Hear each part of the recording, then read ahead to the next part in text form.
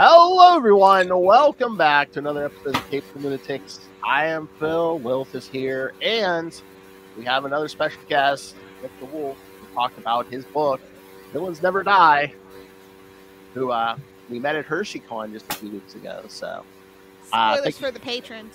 Yeah, we'll talk all about our trip to HersheyCon. Yeah.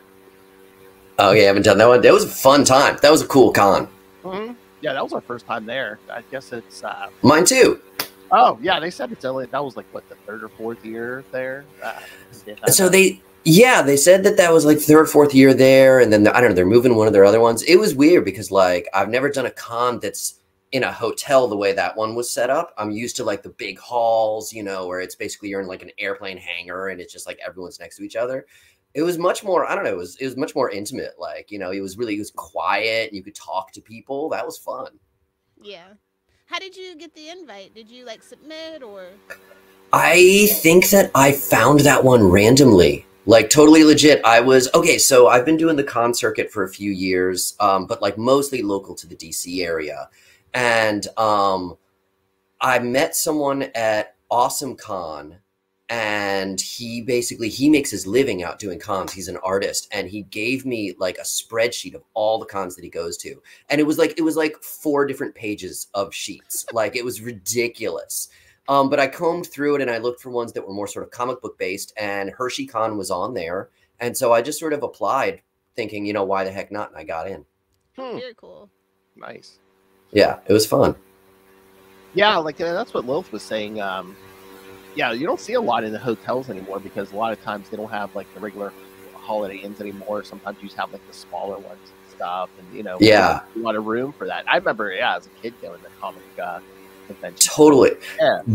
There was only one. So like I'm in the Maryland area, and when I was growing up, like there was one comic book convention a year, and it was in like the rattiest, scariest hotel you've ever been in your life, and like. It was the kind of place where you go in and you look around and you're just like, wow, I'm not going to make it out of here. So I better get all the comic books that I want so I can read them tonight because I'm not making it home. And it was just, you know, it was just literally just boxes and boxes of comic books. And that was it. There was no one presented. No one did anything. And then like, I think I was maybe 12 or 13 and Stan Lee came one year. Oh, wow. And that was huge. Everyone was freaking out that Stan Lee was going to be there, and it was wild. Yeah, I remember those. You just went, and it was usually just dealers selling comics. Every once in a while, you might get a guest. Yeah. Well, and now it's totally different. I can't relate. Yeah, you grew up in San Diego. ArborCon for a long time was my preferred con over San Diego Comic Con for a long time, and I think it's actually going to probably end up going back that way. And I just actually got an email from one of my friends who works at LA Con, and they said, we need to fix this because LA Con, if you've ever been past like 5 years, it's kind of not been the best, and they want to like build it back up, especially with San Diego losing all their like people that have their own individual cons like D3 and all those other ones. They've been doing the big announcements there, so LA's like, yeah, oh, we can pick up the slack. So I'm excited to see what the convention circuit looks like in the next like 5 to 10 years, because you got like GalaxyCon, you got AwesomeCon, you got DragonCon wanting to branch out and do other things.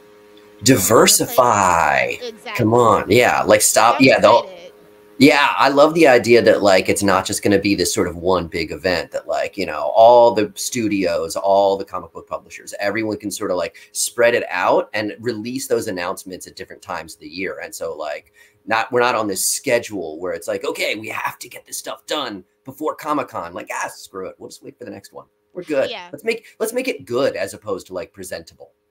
And like I said, the smaller cons are like really like gaining traction too. And I really kind of fell in love with HersheyCon. I was like, wow, this is really nice, neat, organized, very intimate.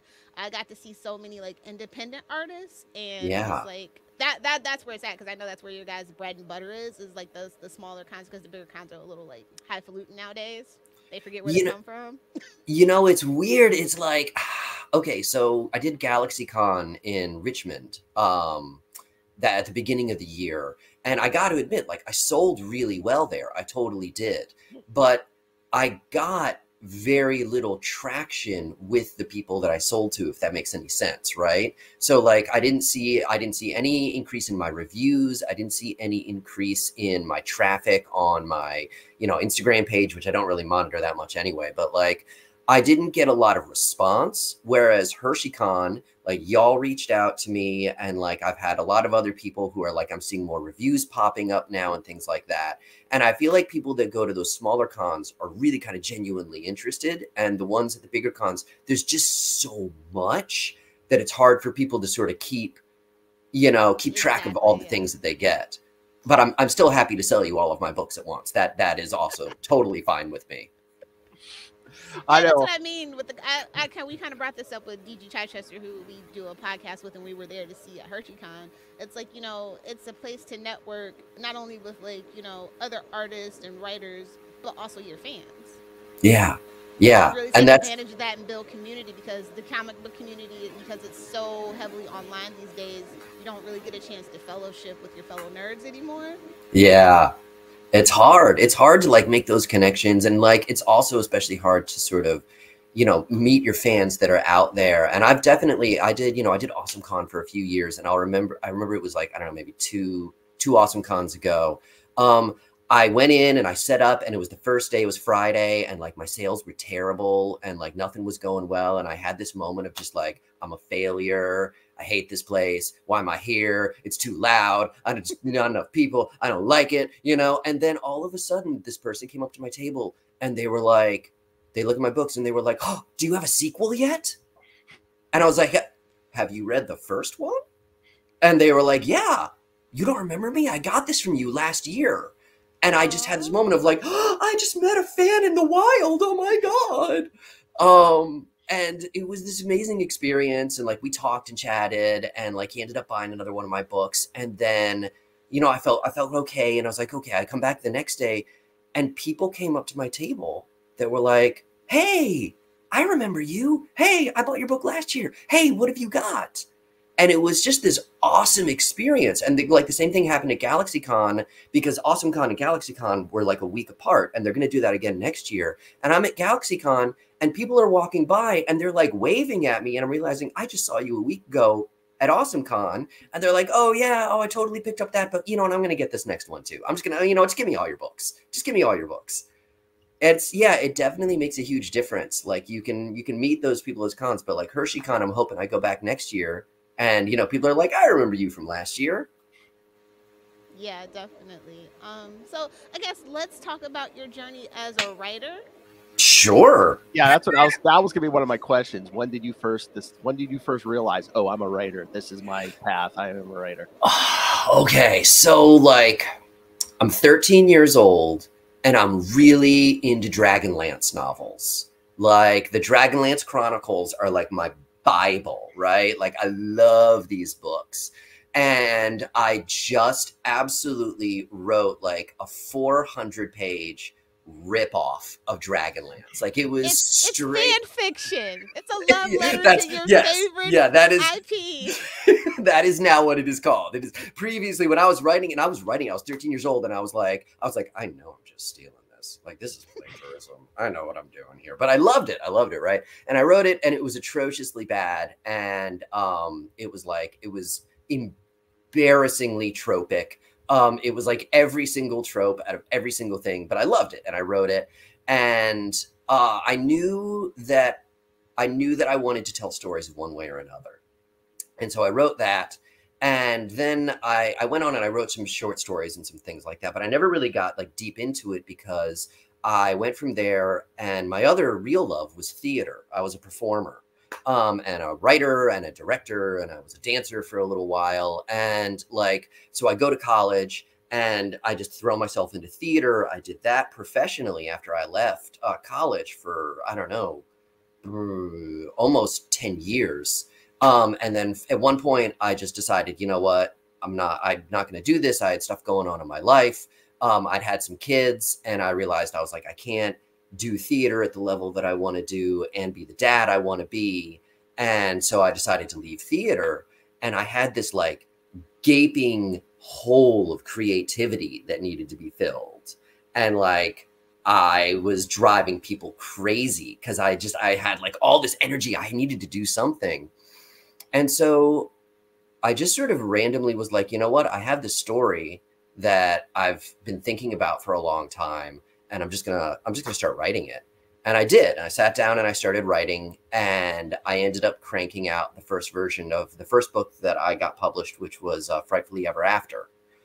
And I finished that, and you know, I was pretty happy with it, but it wasn't fantastic. It had a different title at the time. And I then went on to write the first version of what ended up becoming Villains Never Die. And that was like this sort of big moment for me where I finished the story and I was like, this is an amazing story. Oh my God, I love this story so much. And I sent it out to be queried by agents, and I just got crushed. Just like I don't think they would even open my emails. They saw superhero in the query title, and it was like, what year was this when you were starting to query the agents? Because oh, nowadays, this would yeah. have, like, I think you're a little too ahead of your time. I know. Oh, like Marvel wasn't even a thing. I mean, you know, like the studios, the movies, like it wasn't even happening. I think this would have been probably like 2010. Oh, yeah. About. Yeah, I was like 2010, maybe even, yeah, about 2010. And you're about 2 years too soon. Yeah, I know, right? It sucked. And so I started doing that. And then from there, eventually a small publisher picked up Frightfully Ever After, and I got that one published, and then just sort of kept on going from there. I got the rights back to Frightfully after a few years. I'd also cranked out what was my second book, which is Pulling Strings. And then I still had what became Villains Never Die. Is sort of like, it was backlogged. I was waiting to work on it. And then I started basically self-publishing. And at that point, I just sort of took off, and I've just been doing it ever since. Self-publishing is a hard job, but it is totally worth it when it works.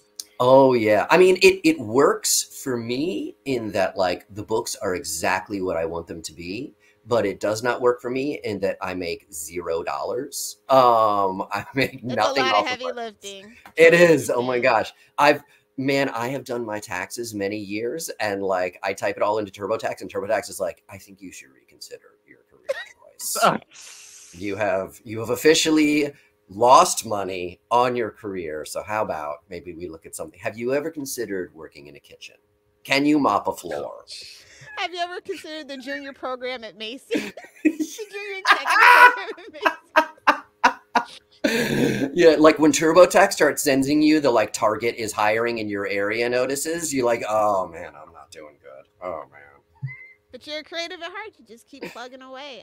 I've read a lot of really great reviews about this book when I was done, because I went to go do Goodreads, and I was like, oh, good. I'm happy. Like sometimes I like pick up books from cons, and I'm like usually like the first review, which I'm happy to be, but I'm always really excited when there's been other people there before me. So thank you. Yeah, I've been very happy with the feedback on it. And I'll tell you though, a lot of those reviews are me out there. Like I'm like, you know, I'm reaching out to you know, book talkers or whatever they're called now. And I'm like, you know, I'll send you a copy of my book. You can have a free ebook if you review it, and And I've had to push really hard to get the reviews that I have.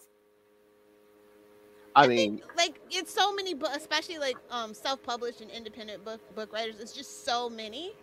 And, and then, you know, we have this whole atrocity of AI writing books and things like that.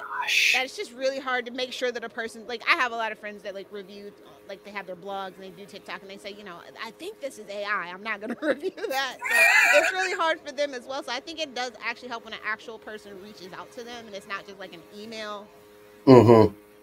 I try. Like I try to make my messages, especially to ones I've never worked with. I have like a pretty good network of bookstagrammers that you know, like I've had communication with in one form or another, and some of them have reviewed my books and some of them haven't. But like I always try and reach out and be like, hey, we talked last year, like, you know, I am a human being, you know, like they're like, now write a poem about cashews. And I would write back and I'd be like, I can't do that. You know, they'd be like, now I know you're not an AI, because AI would have just done it, cranked it out in like a minute and a half. Oh, dead internet theory hurts my heart. Oh, have you? I'm sorry. Yeah, go ahead. Oh no, go ahead. No, I was just gonna say you did mention cons and stuff, and we love comic books here. Like, what are you a fan of, like comic wise? Okay, so this is the question I was fearing because y'all are gonna hate me. I actually You'd be don't surprised. really- I'm an Archie fan, so Okay, there you go. I'm even worse. I don't even really read comics anymore, to be honest. I mean, I get it. I mean, you're Yeah. busy. No. we're Yeah. lucky enough to be old fuddy duddies that can still actually pretend to have a job about comic books. I mean, as a kid, what did you love? What were your You know, like I was okay, so like I'm such a weird person this way. Like I didn't love anyone. There were certain runs of things that I really liked, like here and there, but I was never gonna like marry myself to one character or to one world or to one thing. And that actually kind of comes through in my writing, in that like no two of my books are alike. Like I use the phrase, I refuse to play in the same sandbox twice. Like my writing style changes, my characters change, the world changes. I have a book that's about fairy tale godmothers living in a modern world. I have a book about a psychic secret agent. I have Villains Never Die, which is about superheroes. And then I have like a collection of short stories that are all just completely different, right? And I'm a fan of ideas. I'm a fan of concepts. I'm a fan of like moments in time. And so like when I was a kid, the comic books that drew me were the ones, typically there were like not necessarily limited runs, but like a relatively short storyline that was very clear from beginning to end. And then of course, you know, they try and take it and do something else with it. But like this was a moment in this character's life. And that's what I loved. So like the one that I read over and over again as a kid was the Green Lantern, where it's Hal Jordan right after, where he goes out and he like tears apart the corpse, right? And he like gets all the rings, and it's all just this like, you know, you look at it and it's just this story of him just dealing with tragedy, and like this, you know, like he just cannot fathom a world where justice isn't what he's been told it is. And so like that one really spoke to me. I loved that run. You know, there were like some Spider-Man runs that I really loved. There was the occasional Superman run that I really enjoyed. But like I also read a lot of The Savage Dragon, you know, and The Last Man, and like I just bopped around here and there. You know, I picked something up. I'd read one comic out of a run and I'd be like, I don't want to read the rest. This is a story in itself. That's what I want. Well, you can't do that anymore. Everything's no, right? these days. Yeah, so. yeah. Everything is like, yeah. Okay, well, if you haven't read all 300 of them, you're really not going to get it. It's like, okay, just give me a single story. So you seem like you're filled with creativity, because you're like, I cannot stay in this sandbox for a while. I have to do this genre, this genre, this genre. So I'm kind of disappointed. I'm like, can you announce a sequel to this? I want a sequel to this. I know. Like, is that your number one question, or is it like to another book? Or no, it's if it's a question about a sequel, it's always that book. No one asks for a sequel to anything else. It's always that book. What do you think? Do you think your other books have like more of a self-contained, satisfactory end? But where this world with Villains Never Die, it's like this has so much potential. I mean, there's this little corner that you could just scratch out and discuss. And there's like a built-in, like it could be a legacy thing too. So it's like, yeah, that's big. Yeah. Kind of since it's like a superhero story and you do have the legacy conceits in there, I think that's what people like kind of subconsciously pick up on. It's like, well, I mean, there's never been a one and done superhero franchise ever. So this might be the first. Well, okay. So like, okay, here's my thing. Now that I'm an adult and I'm not a 13-year-old anymore, I love messing with tropes. I like tearing them apart and doing something different with them. Okay, so like, I know you haven't read it, but Pulling Strings, my psychic secret agent book, is a Ronin story. It's, you know, the big strong man walks into a town, sees bad things happening, beat everybody up, saves the day, right? But it's a woman in her early 60s, and she has a bum knee, and she can shoot invisible bullets from her fingers. And yeah, right? She's got psychic powers, And as the story goes on, it just becomes more and more of a horror story. Like, I love tearing down tropes and sort of rebuilding them, but also finding what's at the essence of them that people love, right? And so when I was writing Villains Never Die, I already knew in the back of my head that, like, one of the things I was going to have to do with this was do the classic superhero, you know, leave it a little bit open at the end. And then I didn't know if I was going to write a sequel. Like, maybe, I don't know, maybe I'm just not going to. Maybe you're just going to be stuck living in that moment for the rest of your life, wondering what's next. And sometimes that's perfectly fine. Sometimes I'm okay with that, and there's like fanfic for it to fill the hole, you know. But that's true. If I'm just putting this out there for the world, if anyone wants to write fan fiction of Villains Never Die, please do. I would love to read that. I would love to read that. No, that's you'd be surprised about fandom and community with fanfic. Like Anne Rice totally missed the point of that, unfortunately. I just if she would have embraced it, I really feel like that whole vampire interview with the vampire world could have just been so much more fulfilling for her as well, too, like to actually interact with the fans. And like that's just the one thing, if I could time travel and just tell her, like, please don't be like this about these books. Just let them write the fanfic in peace. You will get so many more ideas, and then you can reach out to those writers and be like, all right, I'm gonna let you publish this, but I get a little bit of the money. And then you're like, come on. Yeah, no, like, I would love it. I'd love to see, because I think the cool thing about fan fiction, I don't honestly, like, yes, my first thing that I wrote when I was 13 was basically fan fiction. But, like, the thing that I love about fan fiction is that really you get to see this world that you have created through other people's eyes and how they perceive it.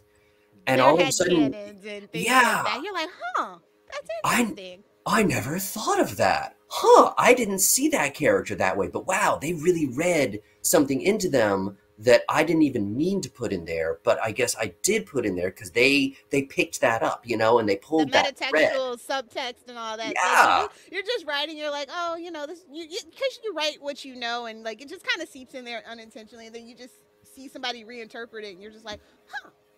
Yeah, I'm a love that. fan, so if you're on AO3 or fanfic, like, so I know the writers have been on there going, oh my god, this is not what we intended. But I gotta say, I wonder how many times the writers went on there and read that fan fiction. They were like, oh my god, why didn't I think of that? Yeah, that's brilliant. I think after it got canceled, not canceled, but after it ended, I think it was maybe Andrew, one of the showrunners from a time, were like, you know, I peeked over there and I'm like, dang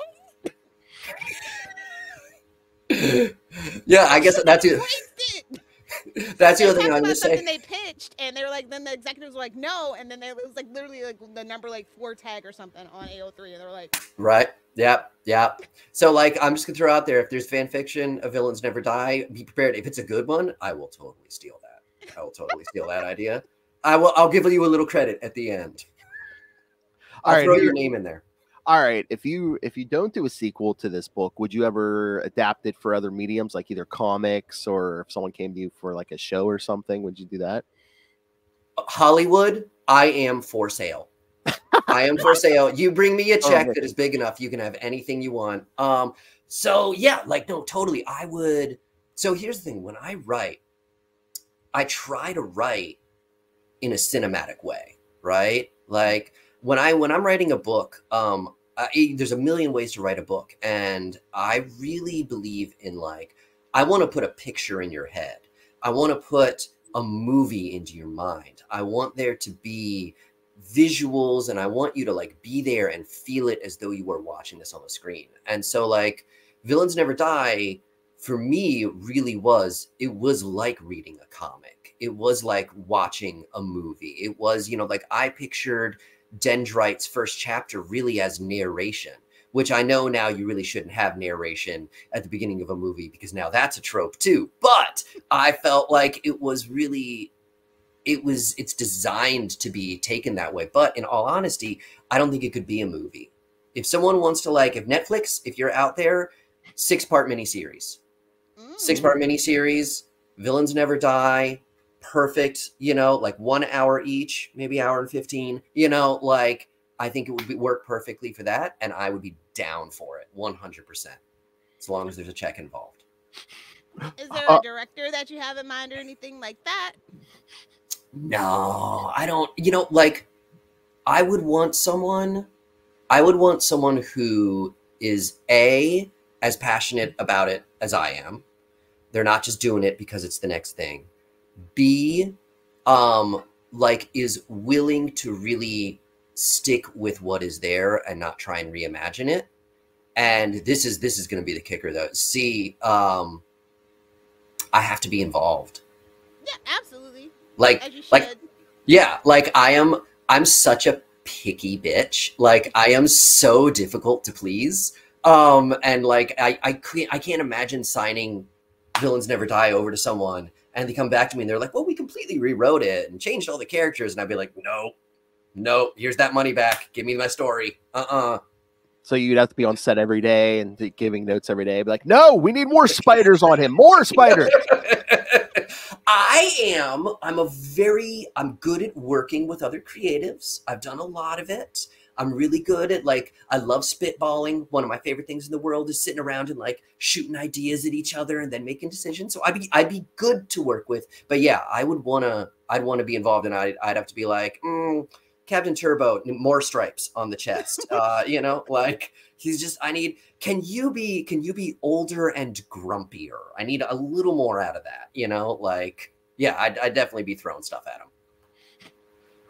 So, sorry, Phil. I was gonna say, I mean, you could steer into the skid, be like, hey, Amazon, Captain Turbo, that could be your next Homelander, you know? When The Boys came out, I was like, oh, son of a bitch. You kidding me? Now, Boys is totally its own thing, and like I'm not saying they obviously did not steal my idea, but I was like, come on. Well, they're right ending next season. Well, because Eric Cook only likes to do 5 seasons, like that's how he visualizes it. So there's still room. There we go. Yeah. I mean, I feel like after the superhero fatigue, like ripping superheroes apart is the next like wave of that, just naturally. So yeah. I think Villains would fit into that beautifully. I hope it's a different kind of story. I hope it's not exactly what everyone else has done before. So yeah, come at me, Hollywood. I'm here. Well, I mean, we should call it Thursday Night Spaghetti. Listen, as somebody who loves routine, yes, there must be a spaghetti night in the week. Spaghetti, yeah. Oh my god. I would want a theme of like every time he's sad or something, like you see spaghetti in the background. Yes, that was like so relatable. So I'm just going to throw out there, I put that in there because spaghetti is my comfort food. And I was like, this is how I'm going to relate to this guy, right? It's the best. I love it. And so, yeah, whenever I'm sad, my wife is like, do you need spaghetti? And I'm like, I want spaghetti. I was going to say, Lilith asked you about it, like a director or producer or whatever. Did any of your characters, do you have an image of your head of like any actor or anybody specifically, like, oh, that, you know, this person is perfect? So all of the stories that I write, my novels, my short stories, everything, they all come from dreams that I've had. So like I dream all of this stuff before I write it, which is actually why I don't really have a sequel yet, because I haven't had a good dream to make into the sequel. Let's get some Ambien in here, people. Just melatonin. Yeah, like seriously, like all my books are based there. Some of them are very loosely based. Some of them are very close to the original dream.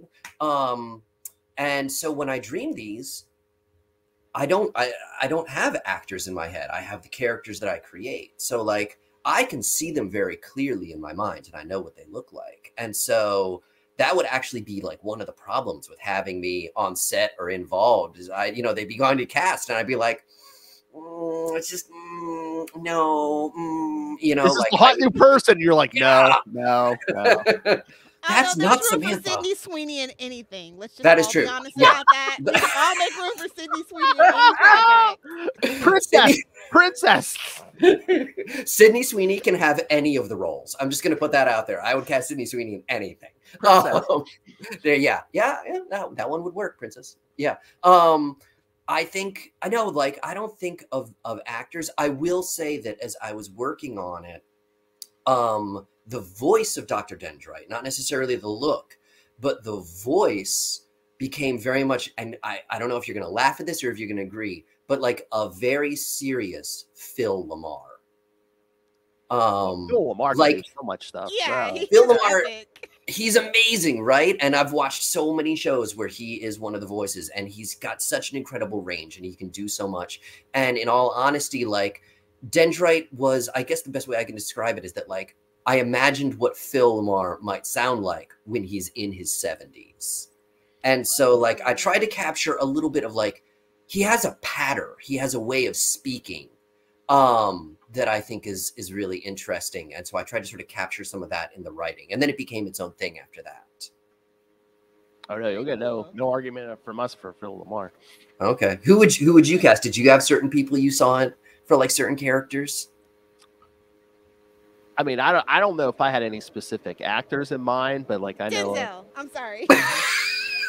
You know what? As I was thinking right now, that's what I was thinking. I'm like, yeah. Well, again, you know, an older guy in that age range, I'm like, who are you going to pick in Hollywood? It's either Denzel or Sam Jackson, right? Yeah, I'm saying it was definitely giving me a little bit of Will from Hancock when I was like visualizing it, because like it started off as Denzel because all actors of a certain kind of start off as Denzel. They're just, he's your default? Yeah, it's the default.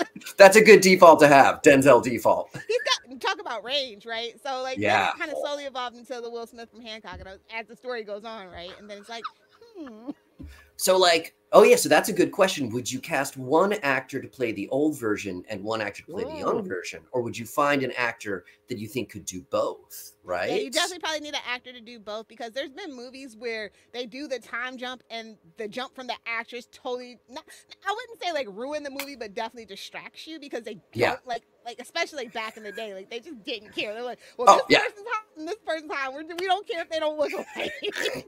But it's gotten better. But yeah, I think nowadays they would probably try to go, for, you know, to calm down the budget, a person that could pull off both. Yeah, I think so. Yeah, I like your idea, Will Smith. I think he could do it. That'd be awesome. And would you pull a Stan Lee? Would you have to show up somewhere at least for 2 seconds? Like, would you be one of those cops outside the diner? Would you? You know, honestly, that's a good question. I think I definitely want to pop up into it. I'd either want like a funny line, or maybe I would want to be like that asshole sheriff that gets slaughtered, right? Oh, that's something nice. like that. That's nice. I would I would happily let Dr. Dendrite kill me. Please do. That would be fantastic. That'd be a beautiful moment for me. It was just such an interesting, right from the beginning. It's not like you just like kind of take us on the ride and you slowly see the guy turning evil. Like, no, it's not that story. I'm just gonna let you know up front, I'm evil. This is what drove me evil, and you can. And I was like, it's one of those. I think Killmonger was right, guys. Really. So that's one of my favorite things to do when I'm writing, is to really like I love the idea of morally gray. And I think a lot of people think that morally gray is a lot of times like a villain who finds a justification, right? Or a hero who pushes the boundaries. And I don't think that's true. I think it can be. I don't like to speak in, broads, but like, I think morally gray is someone who knows that what they are doing is wrong, has a justification for it, but at the same time can see, I have this thing that I'm using to do what I want, but I'm still going to do it. I know that I have to make this choice, right? And so like that moment where Dendrite says, like, I know that I have killed people. I know I have done bad things. And you like, being morally gray is not about like being forced into situations, but making choices to step into that gray area and see if you can find a way to sort of be like, the ends don't justify the means don't justify the ends. This is the choice I'm making. Yeah. Well, that's what I was gonna say. I mean, that's the problem with superhero. I like as I get older, like it's just still so very much stark black and white, and they like there's not enough characters that fill the gray void. Although when you read it as an adult, you're like, I don't think this guy's a good character, Professor X. Well, I mean, is that the thing? I mean, you can't just say, "Oh, this person's evil" because they were born evil anymore. I mean, like when we were kids, they were just like, "Oh, this character's just evil." Now you know, it's like, well, except know, for Red Skull, you sit down, Red Skull. Well, yeah, Nazi's gonna Nazi, but I mean, for the most part, a lot of people now it's like, oh, they had a bad childhood or they were screwed over, like Dendrite was screwed over, and it's Well, I think there's space for both, right? Like I think there are, there are the characters you have who are evil or good, and then they have, the ambiguous backstory, and they're fun to write. But yeah, no, straight up, sometimes there are just villains. Like there are people who are just born bad and they stay bad.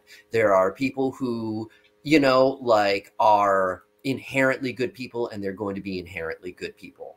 But I think what makes them fun to write is when you put them into a space. So if you have people who are good and bad, put them into a world that is morally gray. And so then they are on the outsides of it and the world doesn't really understand them. If you have characters who are morally gray, keep them morally gray, put them in a world that seems black and white. And that's where you get the fun. But, I definitely have characters in my books. The villain in Pulling Strings is just straight up evil. Just straight up evil. Let a villain be a villain. Let him chew that scenery. The villain in Pulling Strings is like there's no doubt this person was born to be evil and will continue to be evil. But I do drop in that they are evil, and I don't want to give away too much for people who might read it. They are evil because of essentially who they are, and who they are is flawed because of the power that they have. Yeah, I have that theory that certain like superhero powers are just gonna be for villains. Like our hero's never gonna have that power. Yeah, I have the ability to make people explode. This is a hard one to use for good, right? Or even just the seductive ones, like mind control. Yeah. And so that's Pulling Strings. That's what it's all about. It's about mind control. And so I took that concept and I was like, mind control really is manipulation. And how can we sort of take it from, ooh, it's mind to control to like, this is messed up. Like this is a type of abuse. And so yeah, that's my darkest book. It gets pretty heavy. Well, yeah, I mean, after we read that, we'll have you back. Yes. Yay! Yes. I'll have a different background for that one. It's nice. fun. I mean, mind control is the most seductive thing because it's like, if you I don't know that's my like everybody's like, oh, I want to be able to read people's mind. Not me. I don't want to know what people think of me because I don't care. It's just gonna make me mad. That would really drive me insane, honestly. Yeah, I know. To hear what everyone's thinking about you. Because True Blood, like when I was like, oh, like that's exactly how it would go. Sookie from that show in the books. I don't want that power. That made me really realize I don't want that power. Yeah, no, I think that's definitely like being able to hear that. But like mind control, like you're talking about, Phil. Jessica Jones. Yes. Yeah. Like he's terrifying. And what makes him terrifying in that version of it anyway, the TV version, is that the people that he controls know that they're being controlled. They don't understand what's happening. And it's like, it's that idea of like, I can't control my own brain. And so I looked at that show and I was like, whoever was on this, whoever's writing this is someone who's like, they've had to deal with intrusive thoughts their whole life. Because that's what he is, right? He's the embodiment of intrusive thoughts. That's a great way to put it, actually. Yeah. Oh my God. And that's what's so scary. The idea that like, it's not even someone else who's controlling you. It's your own brain that's controlling you. And you can't control it. But it's just the the power to, I know if I say something, someone has to do whatever I ask them to. I mean, how can that not corrupt you? Just right. Like, how do you try and only use that for good? Like how, which I'm sure that'd be a fun story to write, but at the same time, the fun of that story then becomes the test of that person's willpower. Just like say no to you. It's Yeah, that's hard. That's hard, especially like if you were a kid and you're not getting what you want, you know? Like, have you ever seen a 3-year-old throwing an absolute tantrum? Imagine if they could just say what they wanted, like there'd be no stopping them. Yeah, I mean, or And even how do you grow as a person from that? yeah. Yeah. Or even an adult, if you're not that good of a person, I mean, yeah, that's gonna go wrong in 2 seconds. Absolute power corrupts. Yep. Yeah, which is what I love about Dendrite, is that like Yeah. in some ways he has absolute power, right? You know, like by the time he's reached his zenith, he has absolute control over so many things. But he's still, I think that he still isn't corrupted by it, you know? Like he doesn't use that power in a way to wreak havoc and take vengeance. If anything, he uses that power to try and control things in a way that doesn't disturb. Well, I love the first line of the book because not only does it hook you, it kind of tells you the journey you're going to take, where it's like, I never meant to become a supervillain. It's like, boom. It's like, oh, okay. this is the story you're telling. No, right? I take it back. Yeah. Dr. Doom. I take it back. Yeah, I think some people definitely stepped out to be. They were like, I'm going to be a supervillain. But I love that he just talks smack about the other villains and their lack of self-control. Essentially, I love it. It's like he's just giving us tea. I love it. Oh, that was one of my favorite parts. I was just like, what are all the things that other villains do, like that you read in the comics, that someone who like, I kind of imagined him almost as like, he's like a fourth wall breaker in that like, it's almost like he's watching, a TV show or he's reading comics from the outside. He's like, well, that's just dumb. Why would you do that? That's ridiculous. That was a terrible choice. That's a terrible choice. That doesn't make any sense at all. And like, yeah, of course he's going to talk smack. He's the smartest man on the planet. But yeah, I mean, this world could be fleshed out so much, because when he's telling her about, what was his buddy, the historian or whatever, who just stole the Hysterian. Yeah. Oh yeah, Hysterian. Yeah. He's like, yeah, it wasn't that great, but he was a nice guy. Yeah. I love that idea. I love the idea of that, like, and you've seen it, it comes up especially like in the Flash comics a lot and stuff like that, where there's the hangout where all the villains go and they sit and they talk and they chat. And, and so like, I know that I wanted that. And I really wanted there to be like a level of humanity to all of the villains and all of the bad guys. And then for all the heroes, the old school heroes anyway, a level of humanity that's on the other side, where you get to see a bit of their ugly side. You get to see what they have the public persona and then what's underneath. And what I loved was the idea that like the public persona of the villains is Dendrite with his lightning glove, like on the blimp over the city, being gauche. And then like his private world is this very sort of like thoughtful, deep, tender, like I have this goal, I have these people who mean something to me. And then we've got the heroes, and like their public persona is of course, a hero, wonderful, great. But the minute they let that drop, they say things where you're just like, oh, I see what kind of person you are. Okay. I know what you think like when you go home. I know who you vote for. Mm-hmm. Yeah. Oh yeah. No, I love that, where it's like, they kept bringing up Japan, and it's like, oh, the Triad hid for years. They're out there plotting, scheming. And then it was like, no, Dendrite went home. He's like, oh God, what did we do? Yeah. Like how do you react in the face of something like that? And you've got the heroes who push the blame, and then you've got the villains who go home and say, we have to change our ways. But I mean, I know Lilith was talking about, all the stuff, if this was adapted to a show or something. As I was reading this, because again, I'm a hardcore comic book fan, I would get to the end of a chapter. I'd be like, okay, that'd be the end of the second issue. And this would start the third issue. So I mean, would you ever adapt this as a comic? I've thought about that. And my only thought of it though, is that like some things work well in some mediums and not in others, right? Some things translate beautifully from one medium to another. I think translating the written word to a moving visual, like a movie or a show, I think can work really well. But translating the written word to a still visual, a comic book, can be really complicated. because there's so much going on the written page. How do you translate that to visuals with as few words as possible? Now, like, I just don't have that. Artists, right? You have to sync up, and that's the trick, because I have seen some adaptations. It's like they caught the kind of the essence, but like not the wow factor of it. Yeah, but you know, like the first chapter of Villains Never Die is it's narration, and how do you translate narration like that into a visual story without just covering the page in text? Which isn't what I'd want. I'd want it to be a visual story. So yeah, if some artist, you know, read this book and came to me and was like, I have a way to do this, I'm down. Let's do it. Like, rock on. Let's have some fun. Again, I'm going to be a picky bastard and I'm going to have a lot of asks, but like, yeah, I don't have the capacity to think of it that way, but I know it could work in the right hands. Oh yeah.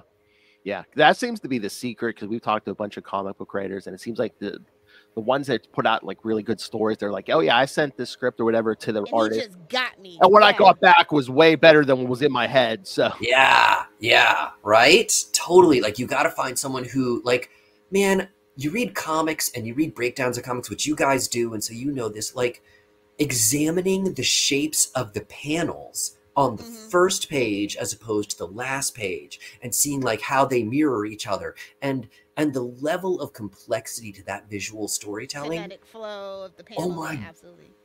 I can't. I'm in awe of people who can do that, because I'm like, just make it tell the story. But like, there's so much more. You can tell so much subtext with those visuals that I can't even comprehend. I can do it with my words, but I can't do it with a picture, a still picture. Yeah, I can barely draw a straight line with a ruler or a stick. So when I see art, I think that's why I love comic books so much, and just art in general. It's just like, wow, somebody actually like did that. Like, I just couldn't fathom it. Yeah. Oh man, yeah. There's some beautiful, beautiful comics out there, and just like, and the storytelling of them can be so good, and like someone who really understands how to just. The whole comic book is sort of just like, it's almost like a mural up on a wall, right? And it flows and it moves and it sort of becomes one thing to the next. And you've got to carry over imagery and color and lighting and shades. And like, you're using all this stuff in the background. Like, I don't think like that. What color is Dendrite Studio? It says something about him. I don't know. Well, you tell me. Classically, you'll go with purple. Yeah, he loves purple. He does love purple. Maybe not a full-on color. That's a villain color, purple and green. It is, yeah. Maybe not like a full-on comic book, but maybe for your con conventions, maybe get with an artist and just have them like someone do up some posters of like the characters from your books, and you know, just kind of a. Yeah, I've thought about that. Yeah. I think that'd be fun. You know who should get him in touch with? Sakesha. Oh yeah. What do they do? She does a lot of really, really great art. Maybe send him the link and see if that's like his style. I love Sakesha. Yeah. She's great. She's got a lot of great energy. You know what I would want, in all honesty, is like, and I'm not saying this because I'm cheap. Like, I don't want to pay someone to create my characters, if only because then it becomes my ask about. Gotcha. You just want them to be inspired. Yeah, like I don't want to tell them how I picture the character. I want to give them the book and say, read the book, and whatever character, however you imagine them, I want you to create them. Like, you say her style's cool. Like, I think every style is cool, right? You know, like, styles are cool no matter what. Like, I want to see how people visualize my characters. I don't, unless we're making the show, unless we're making the movie, I don't want to tell you, especially because this is you. This is your vision. This is your creation of it. You know, like, draw me Dendrite, draw me Wraith. I want to see them. I want to see how they appear in your head, because I'm betting it's going to be totally different from how I see them, and probably cooler. I mean, you lived with them so much longer, and yours is kind of like set in stone, and then you see a fresh interpretation, like, huh, yeah. Or maybe just give someone like a general reference, you know, just like the vaguest of notes. Be like, okay, here's Dendrite. He's this villain. No capes. No capes. Yeah, no, definitely no capes. That was the working title for a while, was Heroes Don't Wear Capes. Oh. So I went through many titles there. Actually, so it started as Heroes Don't Wear Spandex Anymore. And then it became Heroes Don't Wear Capes. And then I went through a few others. Old Villain, New Hero, and a Wayward Girl was one, which ended up becoming the chapter titles. Yeah, because that's the chapter. Cool. Yeah. I love when something you think of can actually still be worked into it. Yeah, yeah. And I think I do make a joke about spandex in there at some point. But yeah, like it went through a lot of different working titles. But yeah, I don't know, my notes are the book, you know? I don't want to tell someone they have to be this or they have to be that. Draw them however you see them. And that's the great thing about prose too. It's like you don't have the definitive. So like whatever your headcanon for that character is until like another canon source comes out, that you get to have that. It's a very personal thing. That's one thing I do love about books, especially like big like IP books before they get the movies and stuff or before they get popular. Like that's your personal specific headcanon, and then you're just like, oh, that's not how I imagined it. Mm-hmm. Yeah. Which can be fun and it can be rough. And like, I love when people, you know, they make a movie out of something and people are like, well, that is not at all how I pictured that character. And other people are like, they nailed it perfectly. And it's like, okay. As a Harry Potter fan, that's not where the tree goes. Some details are debatable. Some are objective and some are subjective. I love it when people get all worked up about the subjective ones because it just says to me like, okay, this is someone who's passionate. This is someone who's like really into this. All right. So if you didn't do a sequel to this book, do you think, would you do another book on all new heroes and villains? So, okay. So I maybe if I had another good superhero story, right? Like I gotta have a story. I love the idea. I know there are writers out there and this boggles my mind that they're like, oh, I have this cool world. I'm going to write a book about it. And you're like, what's the story? And they're like, the what? And you're like, how? How do you do that? How do you just dive in and write a book when you don't have a story? I have to have a story. And most of the time when I sit down to write a book, I can see the majority of the book in my head like I'm watching a movie. Things change as I'm working on it. Things, you know, alter and change, and you go through different editions and, you know, things like that. But like, I have to have that story. And right now, in all honesty, I've started a sequel to Villains and I've stopped it multiple times because I have an ending. I have the world. I have concepts and ideas, but I don't have the story yet. And I have characters and I have their emotional states. I know, you know, like I know where Candace is emotionally when the next story picks up. You know, I know where Agent Garcia is. I know where they're at and I know where this story ends because I've had little inklings of it in the back of my brain. But like the middle of the story, how they get there, how those threads come together to be woven into a single thing, like that's still kind of like bubbling up somewhere in here, you know? It's not there yet.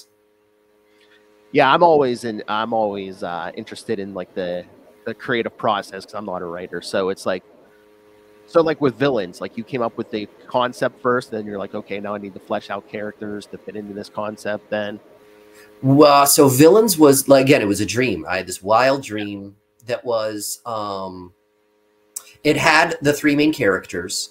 Now in the first version though, they were all very different people. They were terribly different people. And like, I had this wild dream and I ended up like a friend of mine came over and he was sitting on my couch and I was like, can I tell you about this dream that I had? And which is like the worst thing that anyone can ever say to you. Cause like anytime anyone says that, you're always like, oh God, what are they going to talk about? But I told him this whole thing and he just looked at me. He was like, that's a book. So just go ahead and write the book because you've got a book. Wendy's. Yeah, sir, this is a Wendy's. And then Arachnus climbs the wall, sir. We need you to get off the counter. It's a wonderful interpretive dance, but we need you down. Yeah, no, like, so it started out, yeah, like I had the basic story and I started fleshing it out and I started building it up. And I was really into using, you know, their individual voices.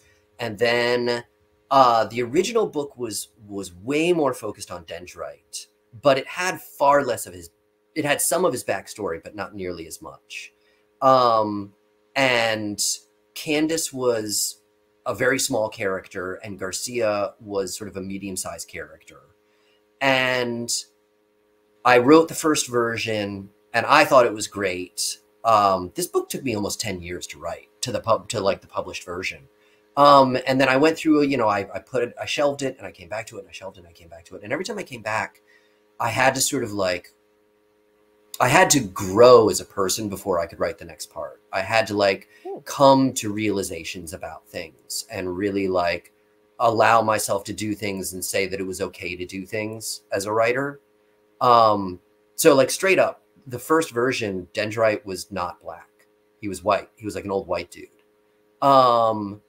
And Candace was also not a person of color. And as I wrote and rewrote these versions, like I think probably about version number 3, I realized in the back of my head, I knew from the beginning, but I realized I was like, this story of Dendrite and this thing of like his life's work being stolen, his suffrage, his all of this stuff. I was like, I am writing the story of a Black American, and I have to acknowledge that. I have to. Like it's BS that I'm not. And so I wasn't there though as a writer, especially as a white writer. Like I wasn't cool with that yet.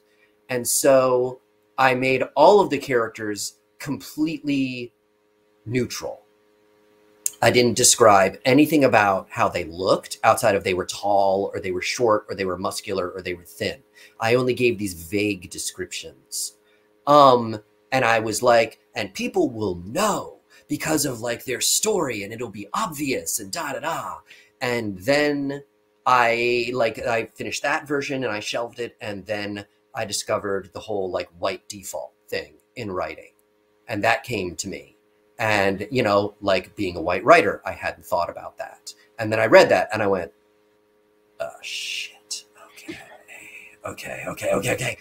And I had to do a lot of like sitting at my laptop being like, oh, this is scary. okay. Like some people will like feel, you know, I'm glad you addressed the elephant in the room. Yeah. I didn't want to mess it up. I was so scared of doing it wrong. Right. And I was so scared of like doing it and being told, man, you don't get it. And like, this isn't cool. What you did, I didn't want to appropriate. I didn't want to tell a story that I didn't feel like was mine to tell. Right. And so I did a lot of waffling and a lot of back and forth. And then I remember I sat down, this was probably like edition number 7 or something. And I started writing the first chapter again from the beginning. And I hit that line of, you know, the first Black kid to win this award in his neighborhood. And I stopped before that word. And I was like, took a deep breath and I typed it out. And then the whole story it just went. And it was like, wow. And I knew Candace needed to change. And I knew all these characters needed to change. And I knew I needed to drop in all the stuff about microaggressions and all of those things. And once I did, what was amazing was that like the story that I've been working on for years finally got to be told the way it really was meant to be told from the beginning. Yeah. And it just sort of came out of me, and I did, you know, I got several sensitivity readers for the individual sections. And I made sure to reach out to people, and I hired professionals, and I was like, I hired professionals, but I also reached out to friends, and I was like, can you read this and tell me, is this not cool?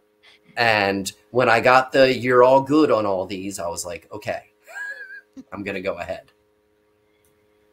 So wow, it's good to hear you actually like thought about it and then like actually had people read it over. Cause like some people don't do that. So yeah. It's very impressive, especially like not a self-published independent author, like, cause wow. Well, I wanted it to be right. And I wanted it to be representative, and I wanted it to be something that people looked at and said, you know, like, okay, this feels good. This feels right. This feels like it was written by someone who has an ounce of common sense. I mean, I think that's a sign of good writing too, where it's like you could tell you put the blood, sweat, and tears in it. Also, you're just worried about, does this work? This is going to work for everybody. You know, can everyone see what I have in my head? And it does. Yeah. Thank you. Thank you. Yeah, like and I had to address a lot of inherent biases. I had to like look at a lot of things and be like, am I writing this because it's a stereotype? Am I writing it because there's some truth behind it? Am I writing it because I've heard it? Where have I heard it from? Who have I heard it from? Where's this coming from?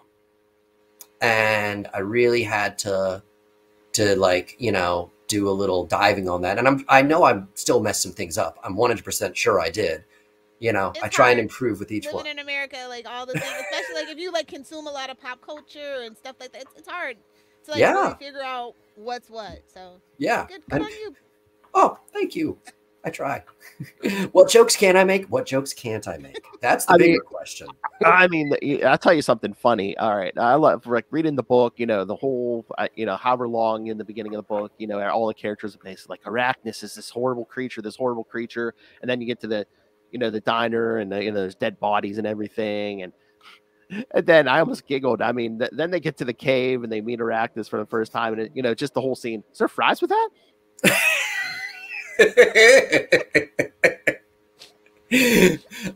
I thought I was very proud of that line. I was very proud when I wrote that line. There's another burger too. Take it. No, yeah, we're good. The triad of evil formed over a Happy Meal. Yeah. Yeah, exactly. Like what brings people together better than food, right? You know? Oh, yeah. You never saw Turbo inviting people out to dinner. Phil and I are always trying to come up with a way to like review food now on like our other show, Salty. But like, well, it's summertime. Like, let's just be lazy with the content. Let's just review some food. I would listen to that. I'd 100%. Yeah. We did Kit Kats, like Japanese Kit Kats, and then we just did they have like different flavors. Banana split Kit Kat. Oh yeah. Sunday from McDonald's has we're gonna do I think we're gonna do the Arby's burger next, probably. Ooh, so. Take that one. Yeah, that's gonna hit that one up. Have you ever been to Japan? No. Well, yes, but I was very young. Okay. I went there just a 10-day visit. I'm not a Japan expert. Not even gonna pretend, right? But I went there a few years ago before COVID, and we did like a 10-day thing. But we found out when we were there that every airport in every city, and most cities, have like their own local flavor of Kit Kats that you can usually only get at the airports or like a major distributor. That's there. Better than a passport stamp, to be honest. Yeah. So every major city we hit, we were like, what is local Kit Kat? You know, and like we went and found them, and like we brought a bunch home, and like it was so much fun. It was awesome. The one from Narita Airport, I can't even remember what flavor it was now. It was this like pale orange, and it was like, I bit into it and I was like, candy is not supposed to taste like this. Candy's not supposed to taste like this. Like, this feels like someone like sort of drizzled something over this on a plate with one little herb next to it. Like, oh my God. Yeah, they have some really awesome flavors. They do. Yeah, we got like, was it 10 flavors? There was a pack. You could buy them on Amazon, but yeah. The best we agreed was the cookies and cream. It was basically like an Oreo Kit Kat. Yeah. Oh, yeah. Making me hungry, man. Making me hungry. I'm so sorry. Well, we'll let you get back to your breakfast then. No. Have you. Like, this my so pleasure. Good. Thank you. One of my staple blogs, now that I remember it, when I was like doing the research, Black Nerd Problems, they gave you a really great glowing review. And so if you are a person of color and you want to just see the reviews first, I suggest read that one and then the Goodreads reviews, and then go buy the book, hardcover preferably. It's funny you bring that up. I legit cried when I read that review from Black Nerd Problems. I've been there since the beginning. So when I was doing the research, I was like, oh, they reviewed this. And I was like, that's a good review. That was we were watching the movie. We were like watching a movie as a family, and I got like a notification that had come out. Like, they didn't even tell me. I just like, it popped up on my Instagram or whatever, and I was like, oh, okay. And I went upstairs to like grab some popcorn, and then my kid comes upstairs and they're like, Dad, where's the popcorn? Why are you crying? we're watching a comedy, you know? And yeah, that was a beautiful review. The way he wrote was just gorgeous, brilliant. So yeah, justified. Yes, get the books. Thank you. We can vouch for Villains Never Die right there. It's or right if you're there. at a con and you see them, even better. No taxes. Oh, I'm gonna be. Let's see. I'm gonna be at the Fairfax Comic-Con, August 17th and 18th. I'm gonna be at the 4-State Con in Harrisburg, so back in Pennsylvania. That's 24th and 25th of August. Then I'm off the con circuit when school starts, and I applied to be at the Mannheim in November. Haven't gotten my confirmation on that. And I'm usually at AwesomeCon and GalaxyCon Richmond. Very cool. So you're based out of the DC area? Yeah, I've been here, my whole life. Area. Oh, very cool. And remember, kids, support Nick not only by buying the book, but reviewing the book late after you're done with it. Reviews matter. Yes. Reviews are super important. Even if you only think it's a 3-star, any review is helpful. Not the 1 stars, but anything that's 3-star, 4-star, or but 5 is preferable. But I'll take the 3.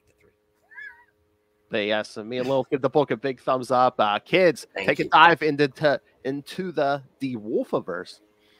DeWolfiverse. I love it. Oh my God! Okay, stolen. Now it's a thing. I take it and run with it. DeWolfiverse. Just always remember a dedication to Capes and Lunatics. Capes and Lunatics, always. But I'm like, he has all these different books for genres. Yeah, I really feel like we should. I want to read Pulling Strings, Phil. So we're gonna get. We'll call you next. Cool. Yay! Oh yeah, trust me, we'll bug you again. Yes. Please do. This was awesome. Thank you so much for having me. And is there anything else, website, social media you want to plug? So, I have an Instagram page. It is just, you just look me up, Nick DeWolf. I am not super active on it. I have found that social media takes away from my writing time. So you'll find out if I have a new book coming out or if I have anything that's sort of in the works, I'll start presenting it there. I'll jump back on and I'll probably talk about the cons starting in July. But no, I'm very... I just sort of keep to myself. I'm a little goblin sitting in my room trying to write my stories. But yeah, Instagram is usually the best way. And if you hit me up there, I will respond back within 6 months. And Nick, if you have a new book coming out, let me know. Even before we get our hands on it, I'll post it on our social media. Be like, oh, hey, friend of the show, Nick DeWolf has a new book out. Go get it. Oh, thank you. I'm working on one now in the first draft mode. But again, totally different sci-fi dystopian military story. That's right up my alley. As a Star Trek fan, Deep Space Nine is my favorite franchise out of that one. Okay, so that sounds right up my alley. This is more like Earth is falling apart. It's basically there you go. 2 soldiers being pursued relentlessly across the wasteland by a learning robot. Oh, the worst. Oh, the evil AI. Evil AI. Where's the creator's gonna go with the evil AI? Yeah, I know, right? Wally tried to warn us, guys. I know. It's just gonna be spitting terrible poetry at them over and over and over again. Thank you so much. It was such a great conversation. Yes. We hope you have a wonderful day. You too. Thank you for having me. I love it. Thanks so much. Thank you, sir.